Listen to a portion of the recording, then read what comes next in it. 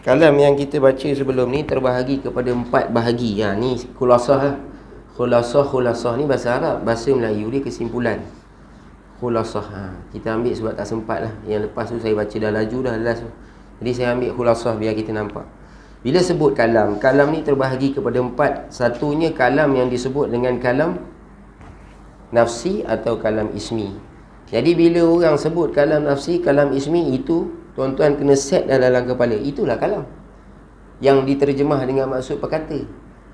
Boleh juga pakai nama kalam nafsi, boleh juga pakai nama kalam ismi. Senang. Nama orang nak belit kita, dia sebut kalam ismi, kalam apa? Wah, tak nampak terror. Padahal kalam ismi itulah perkata, kalam nafsi itulah perkata, kalam itu sendiri pun perkata. Perkata, bagi 4 lah. Itu yang pertama, kalam nafsi ataupun kalam ismi. Tiga-tiga ni kalam lah, semua kalam. Kemudian kalam yang kedua yang disebut dengan kalam nafsani.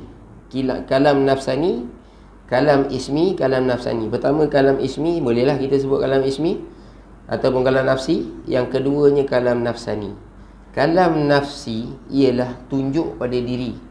Nafsi, nafas, nufus ni tunjuk pada diri. Pasal tu kita mengaji sifat yang pertama sekali yang disebut dengan sifat wujud tu disebut dengan apa dia? Sifat nafsiyah. Sifat nafsiyah, sifat tunjuk diri. Sifat tunjuk diri. Dia kena main tuan-tuan benda ni. Sebab supaya kita betul-betul buka minda kita. Sifat tunjuk diri mana tuan-tuan? Bukan tunjuk diri kita. Kita kena faham tunjuk diri tu mana. Tunjuk diri adanya wujud. Kita tengok diri kita, wujud tak? Macam mana kita nak membenarkan dengan akal kita kata kita ni wujud? Tu dia panggil tunjuk diri. Sebab bila kita faham, kita akan terus nampak, oh betul, itulah wujud. Sebab apa? Wujud pada Allah Ta'ala, tuan-tuan nampak ke? Tapi tuan-tuan yakin tak? Ni i'tiqad. Kalau nampak tak yakin, tak boleh. Sebab tu ulama' sebut apa? Kena tahu dan juga kena i'tiqad. Tahu pertama, satu perkara. Balik rumah, tak simpul dalam hati. Tak. Dia kena tahu dan kena i'tiqad. Kena simpul. Simpul ni, nak simpul ni mesti pada, orang kata curai pada otak kita ni. Kita mesti keluarkan sendiri, tengok sendiri. Jadi salah satu tempat di sinilah kita muzakarah. Balik rumah jarang tuan-tuan. Balik rumah kadang orang rumah kata tadi lupa beli ikan bilis bang. Orang rumah kata terlupa beli ikan bilis. Hilang habis 1.5 jam mengaji kat surau. Terus ingat ikan bilis. Nampak? Pasal tu kita kena mengaji sampai mati tuan-tuan. Niat mengaji sampai mati. Supaya otak kita ni lama-lama ilmu tu serap dalam jiwa kita. Orang sebutlah macam mana orang pusing balik ayat tu pun kita faham lah. Tu penting. Jadi kalam nafsi pertama, kalam nafsani kedua. Apa kalam nafsi? Tunjuk pada diri, yakni Allah Ta'ala bersifat dengan sifat perkata. Lepas tu kita ambil pula apa yang lepas? Kita ada tak sifat perkata? Ada.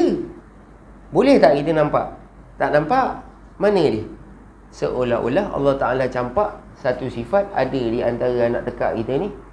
Dengan sifat yang ada tu menyebabkan kita boleh melafazkan perkataan. Betul tak? Betul tak? Tu akal kita nak kena faham kat situ. Tu tunjuk diri. Maksudnya ada tak sifat perkata kita? Ada. Jadi Allah tunjuk pada makhluk, maksud nak bagi faham pada Allah Ta'ala tu ada sifat berkata. Macam mana tu dipanggil kaifiat. Kaifiat wallahu alam. Dia suruh kita tahu je sifat tu. Dan dia tahu, kita tahu, makna akal kita membenarkan. Dah tahu, benarkan. Itu satu. Kemudian nafsani ni apa? Bercadang-cadang. Kalau dalam bahasa kitab lama ni, apa dia kalam nafsani? Ceder, kalau bahasa Kelantan sebut. Allah Ta'ala bercadang. Bercadang-cadang nak cipta makhluk. Bila dia cadang tu? Qadim tuan-tuan. Sejak azali lagi. Jadi dua perkara. Dalam bab kalam ni susah, tapi saya ambil yang paling mudah lah untuk nak bagi tuan-tuan nampak dulu. Nanti kalau tuan-tuan baca kitab dekat tempat lain, mudah-mudahan tuan-tuan dah ada sikit kan. Ada basic, kita boleh ambil terus, dimakan terus. Kalau tak nanti, bila mengaji tempat lain, dia sebut yang tinggi, yang ni pun tuan-tuan tak boleh nak relate lagi, tak boleh nak pasang lagi skru, tertanggal habis. Jadi relate dulu. Jadi nafsani ni, cadang, bercadang. Kalau pada makhluk, dia panggil hadisun nafsi. Apa dia? Sebelum kita nak cakap, kita ada niat tak nak cakap? Kan? Pasal tu kalau hukum, mahkamah hukum apa? Membunuh dengan niat. Sebab apa kita guna tu? Nak tunjuk kata itu dia hadisun nafsi pada makhluk. Hadisun nafsi ni apa? Perkataan baharu kalau pada makhluk. Tapi pada Allah Ta'ala, cadang ni dia bukan baharu, dia qadim. Apa dia? Allah Ta'ala bercadang-cadang nak cipta makhluk ni. Bila? Azali lagi, sejak qadim. Tu yang kedua, kalam. Pembahagian kalam yang pertama, Allah Ta'ala bersifat dengan sifat kalam tu sendiri. Apa dia? Allah ada sifat perkata. Yang kedua, Allah yang disebut dengan kalam nafsani, Allah bercadang-cadang. Bercadang tu bila? Bercadang tu sedia kala lagi Allah bercadang. Sebab makhluk ni tuan-tuan, ada yang dah buat kita faham, kita nampak. Betul tak? Yang Allah tak buat lagi banyak tuan-tuan. Yang Allah tak buat pun banyak. Tuan-tuan cuba fikir, mana yang Allah tak buat pun banyak. Kereta tiap-tiap tahun keluar. Kereta tu lalu atas tangan Jepun je. Sebab aja, betul. Jadi termasuk makhluk. Siapa lagi? Ada orang yang tengah nak mengandung, belum bersalin. Itu makhluk-makhluk yang Allah belum cipta pun banyak. Jadi ni masuk dalam kalam nafsani. Dengar, kalau kita nak faham lah, maksud kata kalam nafsani sedia kala Allah Ta'ala ada dalam perancangan ni. Kalam nafsani ni sedia kala lagi Allah mencadangkan atas apa perkara yang Allah Ta'ala nak cipta. Tu yang kedua. Kemudian pembahagian kalam yang ketiga yang disebut dengan kalam masdari. Ni kena tahu, kalam masdari. Ataupun apa dia kalam masdari ni? Allah berkata-kata, bertitah, berkhitab, mengeluarkan perkataan supaya didengari ataupun boleh mendengar oleh orang yang dikhitab. Itu dia kalam masdari. Itu yang ketiga, kalam masdari. Sebab tu bila kita faham dua kalam, pembahagian kalam ada 4. Kalam nafsi, kalam nafsani, kalam masdari, kalam lafzi. Dua ni ialah qadim, nafsi dan nafsani. Ambil ni tuan-tuan.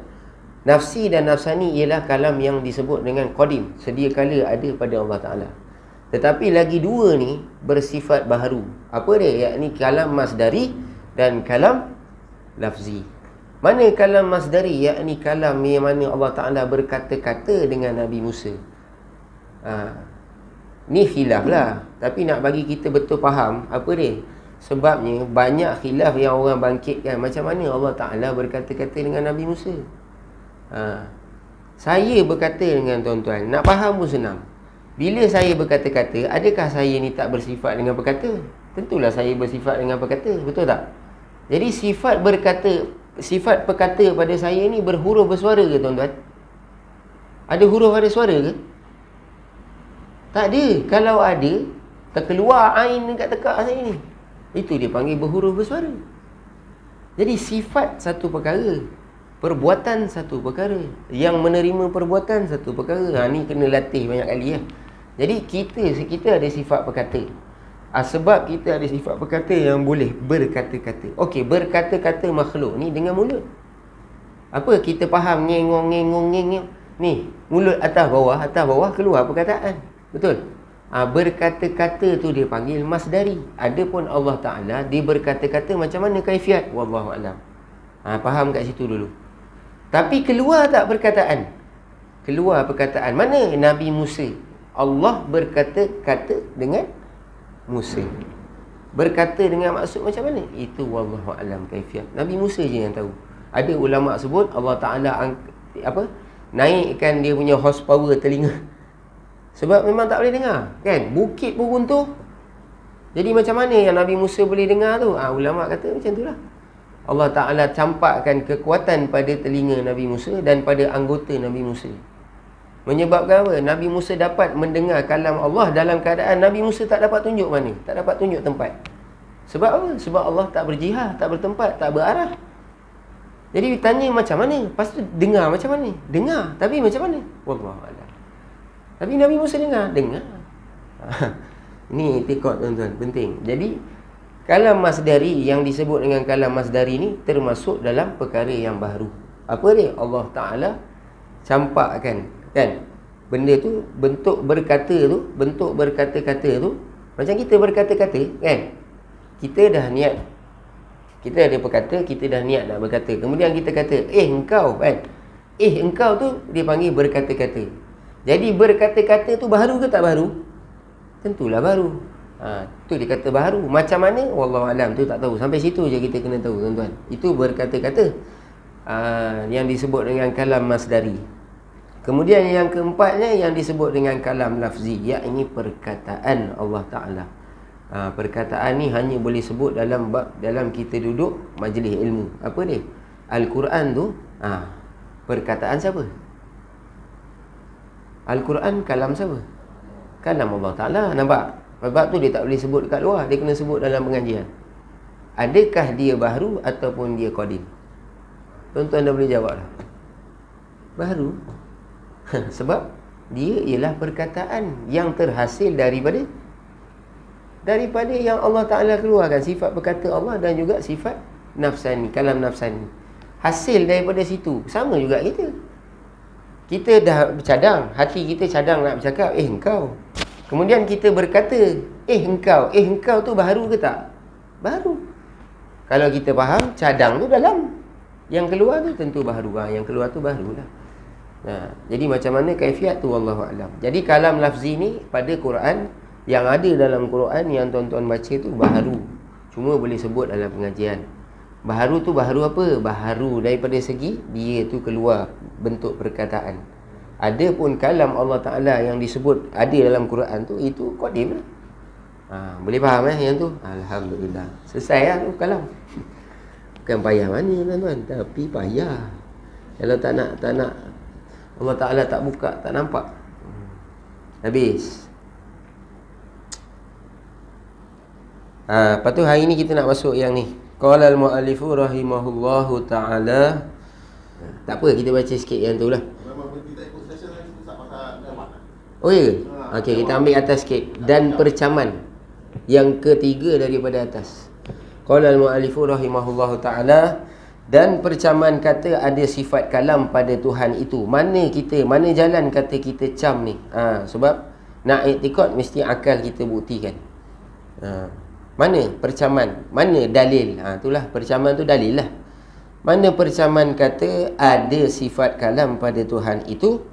Kerana tu ilah dia. Kerana jika tidak ada sifat kalam, tentu ada bisu. Jadi Allah Ta'ala, kalau Allah Ta'ala, senang ni tuan-tuan, kalau Allah Ta'ala ni tak bersifat dengan sifat perkata, tentu bisu. Senang.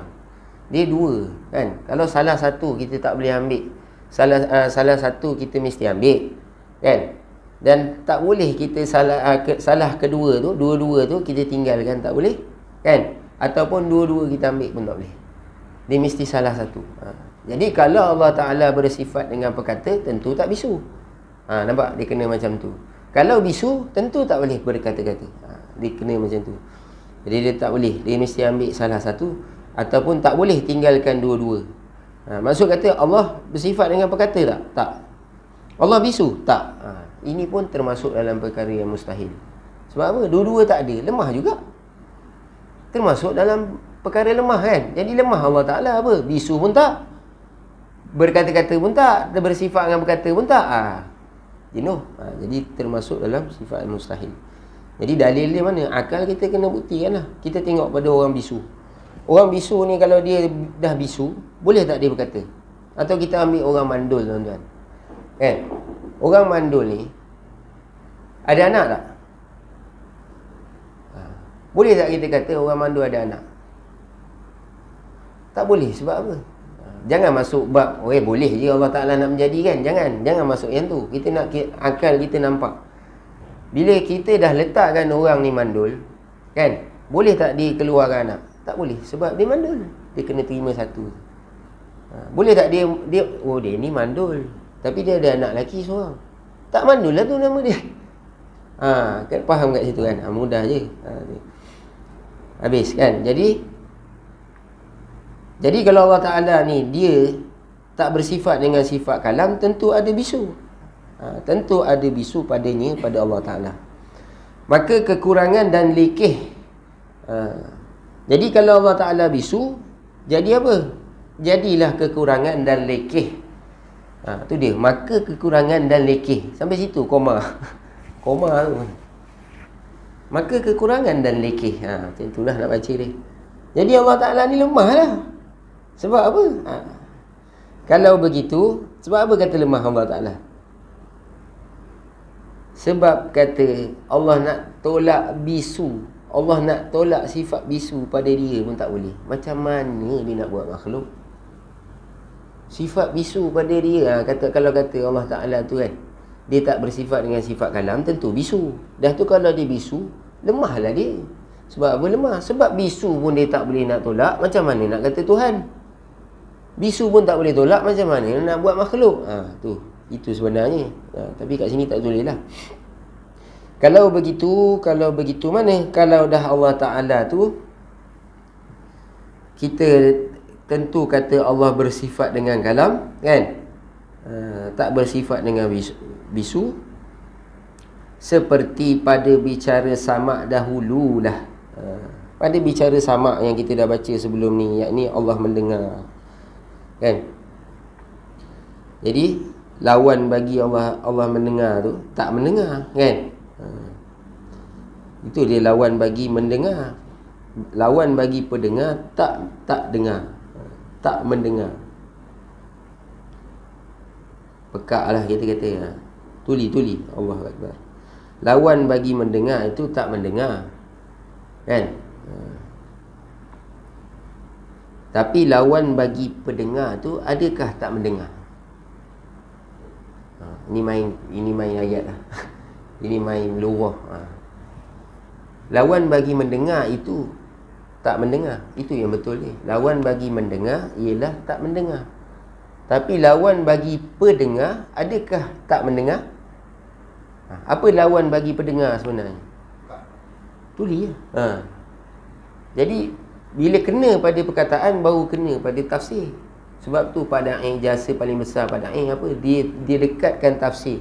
Sedangkan sebelum ni ulama-ulama tanah air kita kebanyakannya dia tak guna dengan sifat perkata. Sifat ma'ani tu dia tak pakai perkata, pendengar, pelihat, tak guna. Tapi dia pakai apa? Berkata, kan? Berkata-kata, mendengar, apa? Melihat. Dia tak pakai pelihat. Dia tak pakai jadi apa? Pada'in datang, Pada'in kata kalau kita tak pecahkan dia punya tafsiran kepada kita guna lagi mendengar, macam mana kita nak beza yang ni sifat, yang ni mausuf? Bila sifat mesti ada mausuf, kan? Bila ada sifat mesti ada tempat apa? Perbuatan keluar sifat tu. Tu dia panggil bila ada sifat mesti ada mausuf. Jadi tak boleh nak beza. Tu dia tujuan Pada'in keluarkan sifat, dipecahkan huraian, dipecahkan terjemahan, tafsiran daripada mendengar, kan? Berkata kepada satu, yakni ni je tuan-tuan. Satu masa dulu pernah jadi perbahasan besar kalau dalam pondok. Sebab ni je. Sebab je. Sebab kita Arab, bila kita baca, kan, Allah Qadim. Qadim pecah kepada dua maksud. Saya kita dah baca dah sebelum ni. Qadim ni, satu ni nak bagi tahu Qadim dengan maksud apa? Allah kudrat. Bila sebut kudrat, dia pecah kepada dua maksud. Satu nak tunjuk kepada sifat, kan? Satu lagi nak tunjuk kepada mausuf. Pecah kepada dua. Orang Arab dia boleh faham. Kena kita tak faham, kan? Tak faham. Kalau saya pakai berkata-kata ni sampai ke sudah, tuan-tuan tak nampak mana satu. Dah semua berkata. Dan maka dengan itulah Allah berkata-kata. Sebab apa? Sebab Allah bersifat dengan berkata. Jadi maka Allah boleh berkata-kata. Tuan-tuan boleh faham?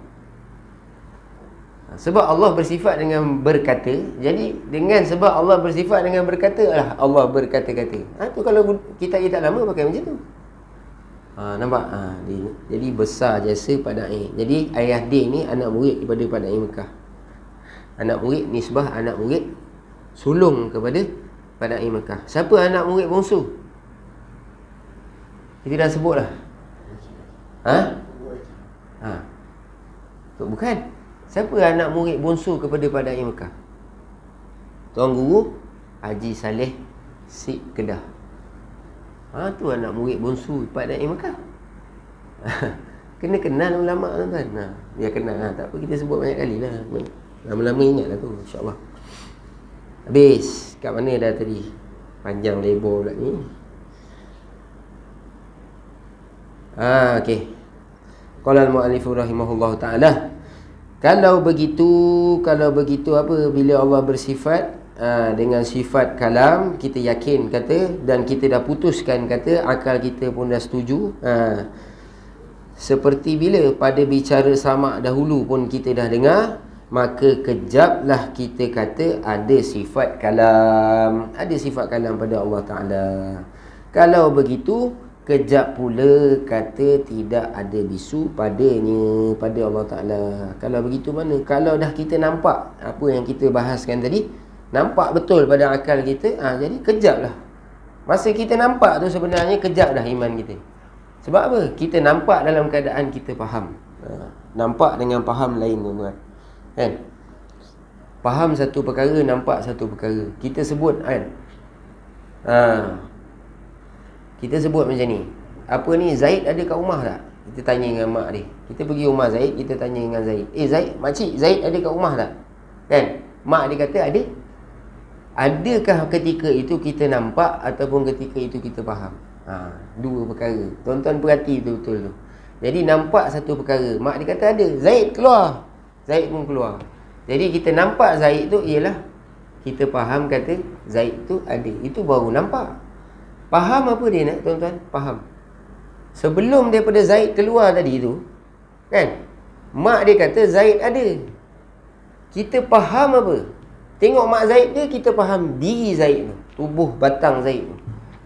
Kita faham tubuh batang Zaid tu. Itulah dikatakan kita mengenal sifat-sifat ketuhanan, bila kita nampak dan kita faham.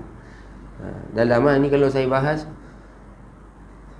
boleh juga, tapi nanti tak habis pula. Boleh kot kan, sikit. Jadi selalu kata macam ni, tuan-tuan. Kita datangkan kefahaman kita pada akal kita. Sebelum ni kita dah sebut apa, kita nak nampak wujudnya Allah Ta'ala dengan keadaan kita membenarkan adanya makhluk. Tu nampak dan faham kat situ lah. Jadi nak nampak dan faham tu kena latih. Dia kena selalu latih. Tengok makhluk faham, tengok makhluk faham. Bila semayang, bila nampak, dia nampak tu, faham dan nampak. Dia lain lah. Bolehlah tu sikit. Wallahu a'lam. Habis. Sebab kita nak masuk ni 8.30 tak masuk lagi. Qala al-mu'allifu rahimahullahu ta'ala, dan dinamakan sifat dari kudrat. Dan dinamakan sifat-sifat mana? Sifat-sifat dari kudrat hingga kalam yang kita dah baca sebelum ni, yang terdahulu ni. Kudrat, iradan, ilmun, hayat, sama', basar, kalam. Apa dia? Kan?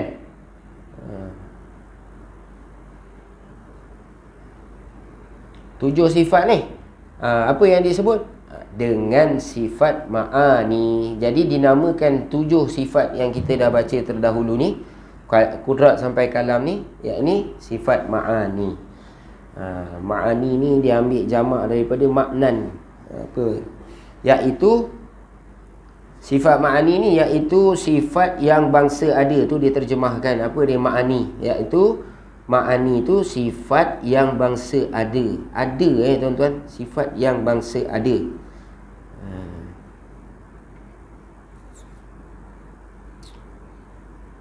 Ni pun kena bahas juga ni. Tak apa, kita baca ke depan sikit, nanti kita syarah sikit. Jadi sifat yang bangsa ada, ambil kat situ dulu satu. Ada tu di mana? Pada zat Allah Ta'ala. Bukan sifat. Bukan pula sifat. Tu dia maksud dia. Jadi bangsa ada, sifat yang bangsa ada, yang ni sifat makni yang kita sebut ni tadi, ada pada zat satu.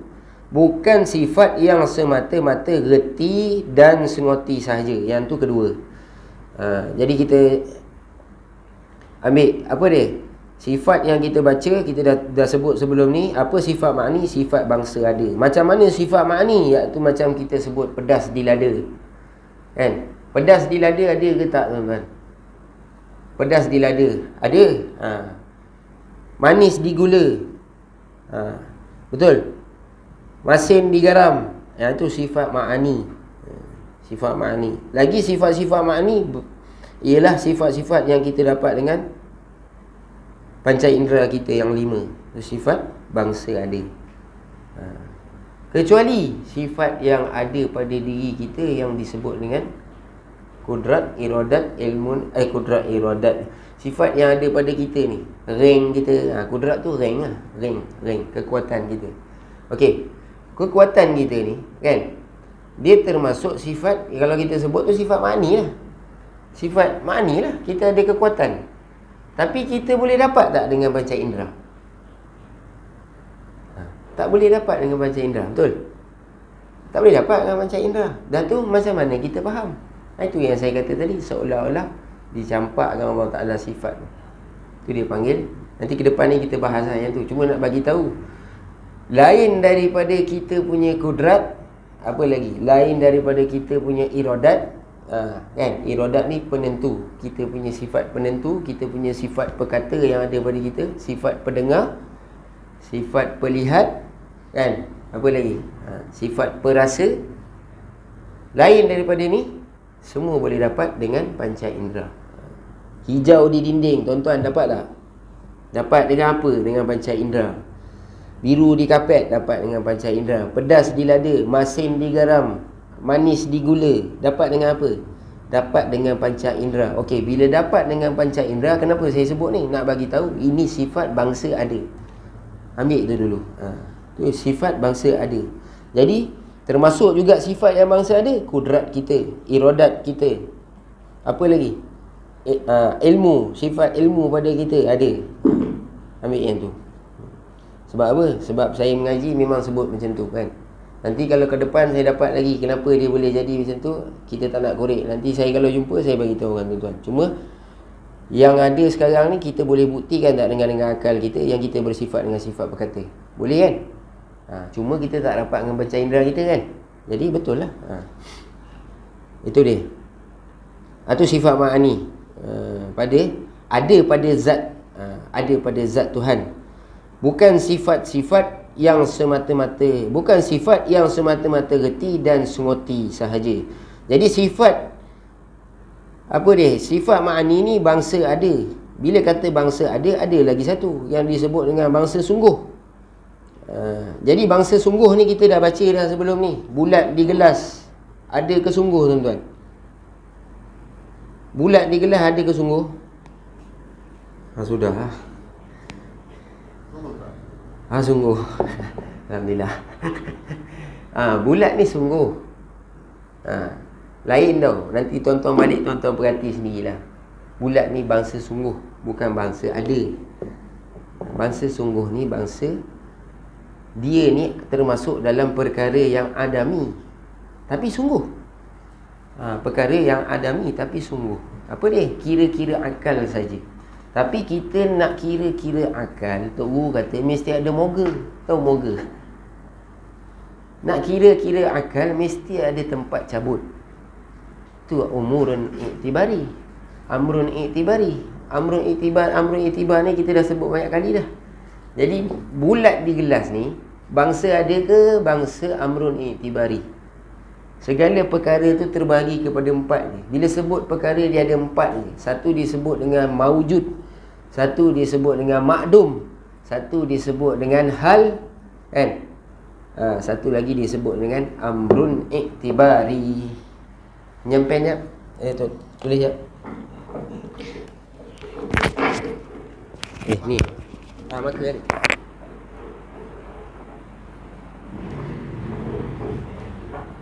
Itu perkara. Segala perkara. Rumiah ambil masa. Itu empat bagian. Satu, apa ni, wujudi, ataupun kita kata maujud. Kedua, makdum. Ketiga, amrun iktibari.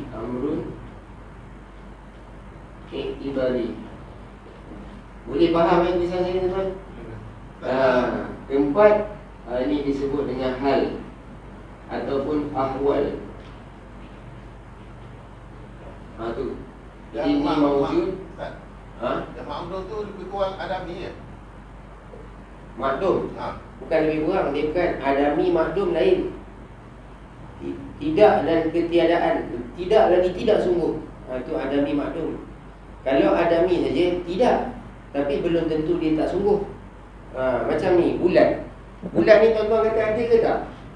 Mesti tuan kata ada. Tapi ada termasuk dalam apa? Bukan bangsa ada. Dia bangsa amrun i'tibari. Itu dia kata dia tidak ada, tapi dia apa? Dia sungguh. Itu dia.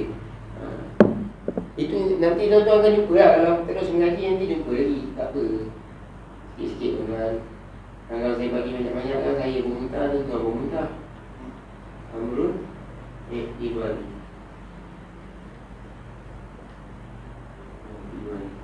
Ini hal atau ahwal.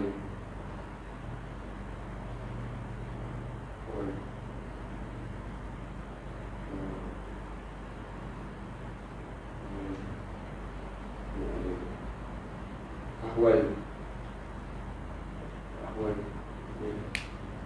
Boleh? Jadi tadi perbaikan kan? Tu 4. Segala perkara. Kalau kita ngaji fiqh, kita sebut sebelum ni barang. Ingat tak? Ada ingat? Barang termasuk dalam min siyaril umum. Perkara yang umum. Segala barang. Bila sebut barang, pergi mana Tuan Haji? Tuan Haji pergi pasar. Beli apa? Barang dapur. Barang.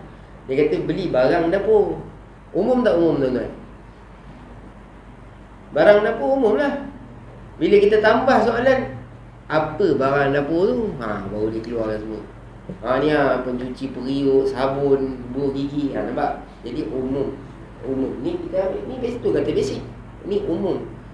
Kalau pecah lagi tuan-tuan nak, tuan-tuan kena mengaji lagi lah. Ni saya bagi betul-betul basic. Sebab kalau kita campur, insya-Allah tuan-tuan pening, terus tuan-tuan tak nak ambil tahu lah. Tu saya tak mahu kan. Jadi ambil yang basic ni. Cukup. Basic pun memang dah kita boleh nampak, cukup dah. Habis. Okey, kemudian qala al-mu'allifu rahimahullahu taala, apa lagi tuan musani kita sebut? Antara sifat makni tu, bukan sifat yang semata-mata reti dan sengoti sahaja. Tu dia kata. Bila kata reti dan sengoti ni sungguh. Bukan kata reti dan sungguh saja. Sifat makni tu betul-betul ada. Tu dia nak bagi tahu. Betul-betul ada macam mana? Bukan sungguh. Bukan kadar reti je. Tuan-tuan bulat ni tadi tuan-tuan kata sungguh ke reti? Apa? Ada ke sungguh? Tuan-tuan kata sungguh kan? Betul tak? Sungguh memang ada, betul. Sungguh tapi dia bukan ada. Dia bangsa sungguh. Nak bagi tahu macam mana ni tuan-tuan. Bagi betul-betul faham kan? Petak pintu ni ada ke tak? Petak di pintu, kita guna bahasa petak di pintu, ada ke tak? Tuan-tuan mesti kata ada. Lepas tu saya kata betul ke ada? Ke sungguh? Otak tuan-tuan dah pening lah. Ada ke sungguh lah? Betul tak? Bukan nak bagi pening tuan-tuan. Sebenarnya nak bagi kenal. Sungguh dengan ada lain. Ni ada ni, hijau. Ni betul ada ni. Mata kita nampak. Petak ni, kalau saya pecahkan pintu ni, dia tak ada petak. Mana pergi petak? Itu tanda dia, akal kita dapat dalam bahasa sungguh. Reti semata-mata. Bukan kata ada, tak ada. Ya kot tu. Betul lah tu. Macam panjang, macam pendek. Panjang pendek tuan-tuan ambil daripada mana? Dia mesti ada tempat cabut dia. Panjang pendek ambil, kita kenal kayu ni panjang. Kayu ni panjang berapa meter? 1 meter kita kata kan. 1,5 meter. Kita faham panjang kayu ni kat mana? Sebab ada kayu, tuan-tuan faham. Kalau tak ada kayu, tuan-tuan faham ke ada panjang kat sini? Tak faham tuan-tuan. Kalau bumi kita ni tak ada tempat cabut, tuan-tuan tahu tak mana tengah dia? Tak tahu tuan-tuan. Tuan-tuan duduk kat tengah-tengah Antartika tu, tiba-tiba tuan-tuan kata, inilah tengah bumi. Macam mana boleh tahu? Tak boleh tahu kecuali mesti ada tempat cabut. Tempat cabut tu dia panggil amrun i'tibari. Dia terbagi dua pula. Tu tak nak. Satu amrun i'tibari, intiza'i, satu lagi ikhtirai. Ni nanti tuan-tuan mengaji lagi. Tu istilah dia. Tak nak. Saya ambil yang betul-betul tuan-tuan boleh faham ni. Jadi amrun i'tibari, benda yang sungguh, benda yang kita reti semata-mata. Jadi sifat makni, apa sifat makni? Bukan daripada reti dan sungguh tu. Apa sifat manis? Betul-betul ada pada Allah Ta'ala. Tu. Dan ada lagi. Habislah tu.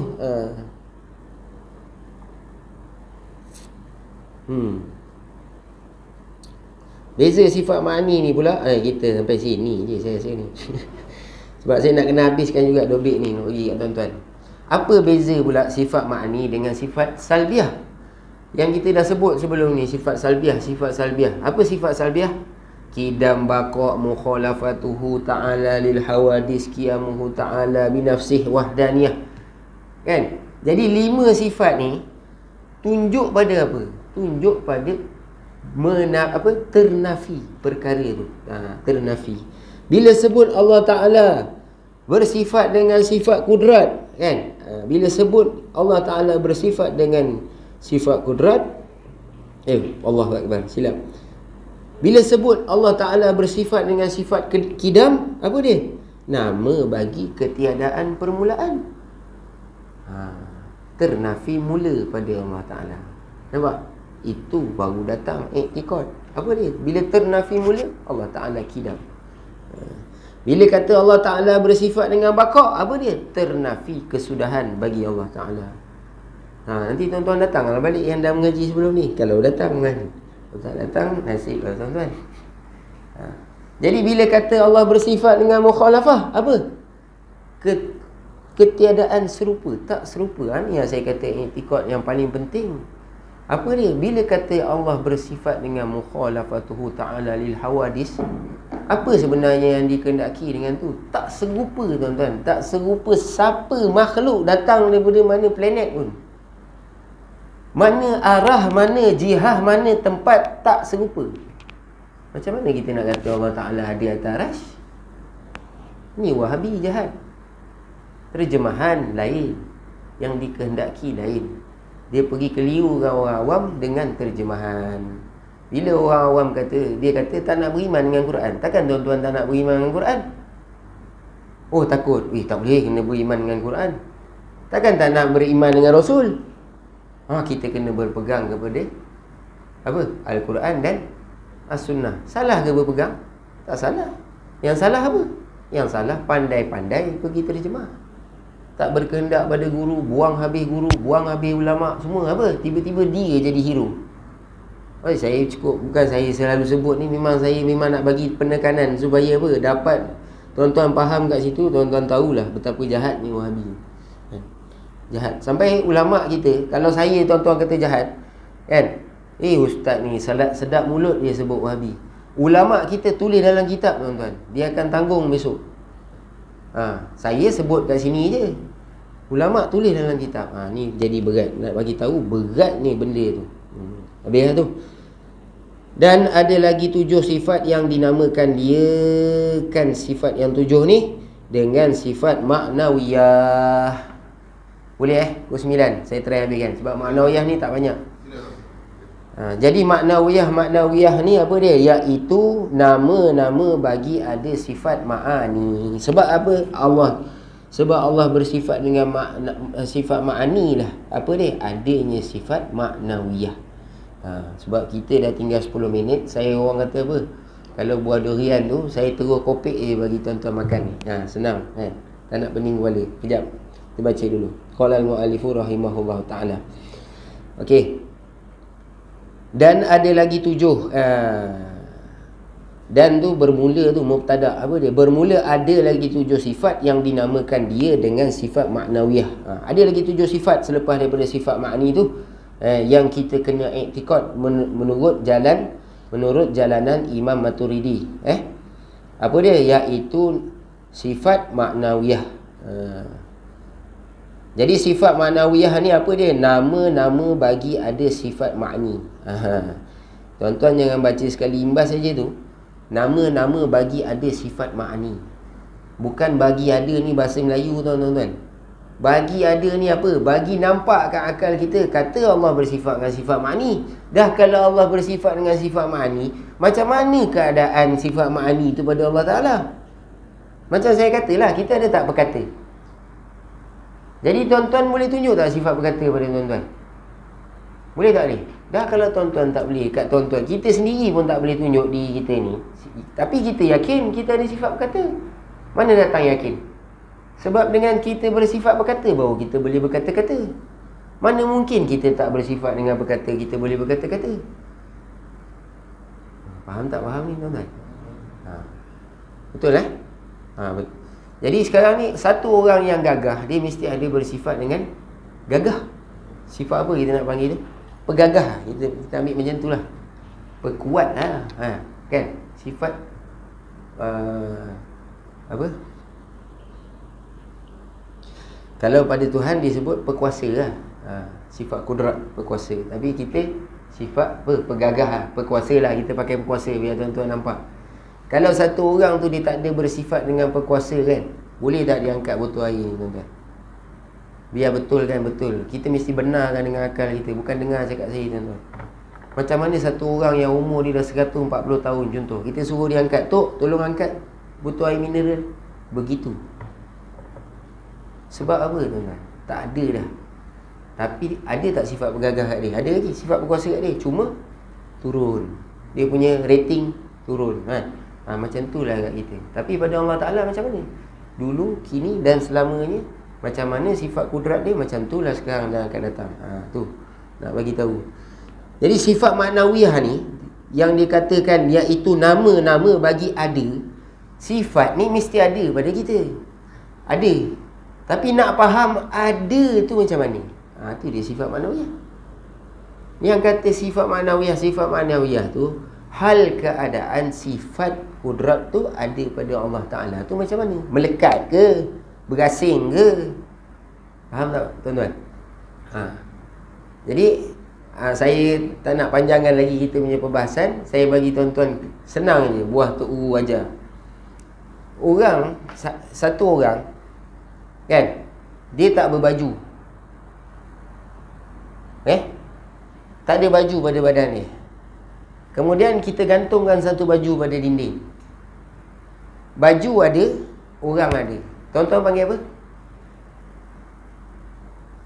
Tuan-tuan pun tak tahu nak panggil apa. Sebab apa? Dia panggil berasing kan? Betul? Jadi berasing ni yang dikatakan hal keadaan tu kita nak faham. Macam tu ke sifat kudrat pada Allah Ta'ala? Bukan. Sebab apa? Sebab kalau macam tu, dia panggil sifat tu duduk pada tempat lain. Bukan macam tu. Jadi macam mana yang dikatakan sifat ni dalam hal keadaan sifat kudrat pada Allah Ta'ala ni? Ni baju tadi saya ambil dan pakai. Tuan-tuan panggil saya apa? Ustaz tu berbaju. Betul tak? Jadi berbaju tu sekarang tuan-tuan faham apa? Faham apa? Faham baju ke faham saya? Cuba terangkan. Tak boleh kan? Tak boleh nak jelaskan, betul tak? Tu dia panggil hal keadaan. Tapi kita tak boleh nak bagi tahu. Tapi kita faham tak? Oh, ustaz ni berbaju. Faham kan?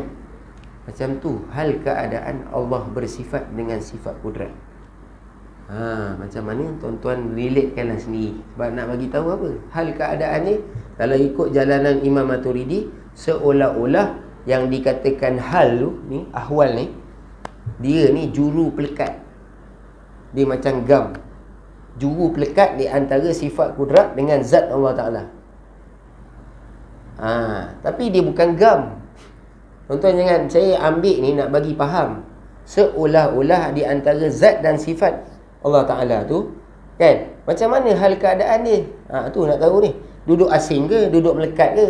Jadi apa dia sifat maknawiyah ni? Yakni seolah-olah dia ni juru pelekat. Macam mana juru pelekat? Nak bagi saya lagi jelas apa? Saya tadi berbaju.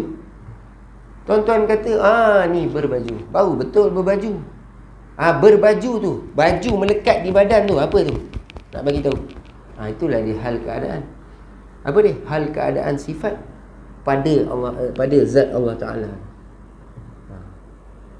Payah ya tuan-tuan. Sifat maknawiyah. Payah. Sebab apa? Nak kena bagi nampak betul-betul dulu. Jadi kenapa cakap macam ni? Sebab menurut Imam Asy'ari kan, yang disuruh dia ni, yang ni yang apa, yang tak masyhur Imam Asy'ari, tapi yang rajih, pendapat yang rajih, pendapat yang kuat daripada Imam Asy'ari, 13 sifat ni wajib. 13 sifat saja kan. Sampai kepada sifat kalam yang kita baca ni lah, wujud, qidam, baqa', mukhalafah, qiyamuhu, binafsih, wadaniyah, qudrat, iradah, ilmu, hayat, sama', basar, kalam.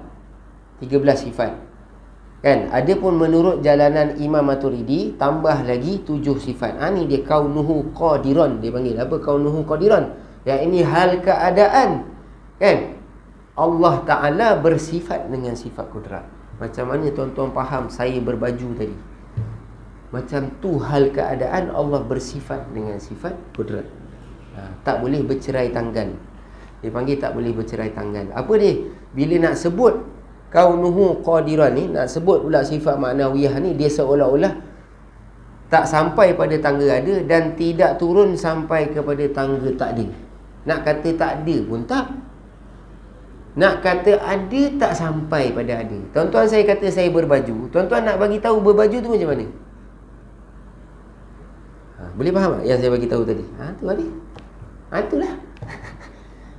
Yang mana nampak, alhamdulillah lah. Tapi itulah dia sebenarnya. Nak bagi tahu hal keadaan saya berbaju tu. Hal keadaan tu nak bagi tu. Faham. Tapi nak kata sampai tangga ada, apa yang sampai tangga ada? Bukan sifat tu. Sifat tentulah bangsa ada. Keadaan tu nak sampai tangga ada, tak juga. Nak kata tak ada, tak boleh juga. Sebab apa? Memang dia berbaju. Jadi nak kata Allah tak bersifat, tak boleh. Memang Allah bersifat. Sebab kata kalau Allah tak bersifat, macam mana mana mungkin Allah Ta'ala buat makhluk? Betul? Tu nak faham macam tu. Kalau kata Allah tak bersifat dengan kudrat, tak boleh terima akal aku. Kenapa? Tentu Allah bersifat dengan kudrat. Sebab apa? Dah ada makhluk. Jadi ada makhluk, mesti ada tempat, mesti ada orang yang buat. Dan kalau orang yang buat tu kan, ni kita dah baca mula-mula dulu. Kalau orang yang buat tu, dia pun kena buat, maksud kata kan, akal aku tak boleh terima. Sebab apa? Nanti dia sampai bila pun dia tak habis. Kita dah baca dah Daur Tasasul kan. Sampai bila? Sampai tok nenek tak habis-habis lagi. Apa? Sebab mesti ada orang buat lagi, mesti ada orang buat lagi, mesti. Jadi akal aku tak boleh terima. Tak ada tempat mula. Mesti ada satu orang yang buat, dan orang tu tak dibuat. Itulah dia Allah Ta'ala. Baru temu. Ni kena faham sampai macam tu. Tu kata tauhid ni sebenarnya, dia bukan satu sifat kita baca, kita terus khatam, bukan. Dia kena semua kita baca, lepas tu kita main balik, kita ambil balik semua, kita ulang balik, dengar, baru kita boleh pasang skru tempat betul. Baru kita nampak Allah faham. Faham. Kalau dah faham tu. Jadi sifat maknawiyah ni nak tunjuk Allah bersifat dah, kita yakin dah. Tapi hal keadaan tu, ni Imam Maturidi. Imam Maturidi dengan Imam Asy'ari. Kalau ikut yang muktamadnya Imam Asy'ari, sifat 13 yang wajib.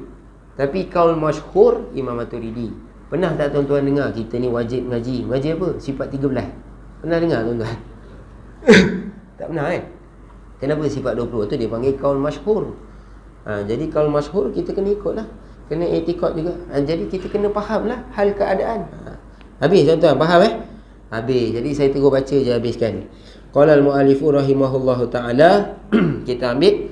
Dan ada lagi 7 sifat yang dinamakan dengan sifat yang dinamakan dia kan sifat yang 7 tadi tu. Apa dia? Sifat maknawiyah. Dengan sifat maknawiyah, Iaitu sifat maknawiyah tu nama-nama bagi ada sifat ma'ani. Yang ini bila kata ada sifat ma'ani, itulah sebab kata ada sifat maknawiyah. Dan berikir ni tuan-tuan. Dan berikir ni tahu tak apa? Berikir ni pertambatan. Tulis kat bawah tu. Dan berikirnya sifat maknawiyah ni dengan zat Tuhan. Nampak? Dikatakan umurun iktibariyah. Jadi umurun iktibariyah ni satu kaul, yakni kaul Imam Asy'ari. Tulis kat bawah tu. Apa dia umurun iktibariyah? Itu pendapat Imam Asy'ari, iaitu perkara yang dikira-kira jua. Dan kata setengah ulama, perkara yang dikira-kira ni jua macam mana? Allah Ta'ala ni, zat dia ada sifat tak? Jadi Allah ni bersifat dengan sifat perkata. Jadi pada kaul Imam Asy'ari, apa? Dah kalau Allah ni bersifat dengan sifat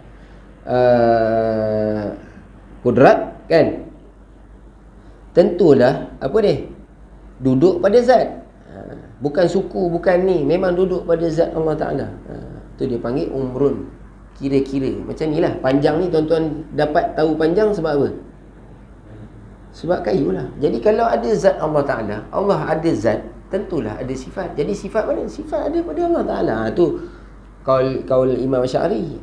Ada pun kaul Imam Maturidi. Ni ke depan ni. Dan berikirnya pula, Allahu Akbar. Dan kata setengah ulama ni mana?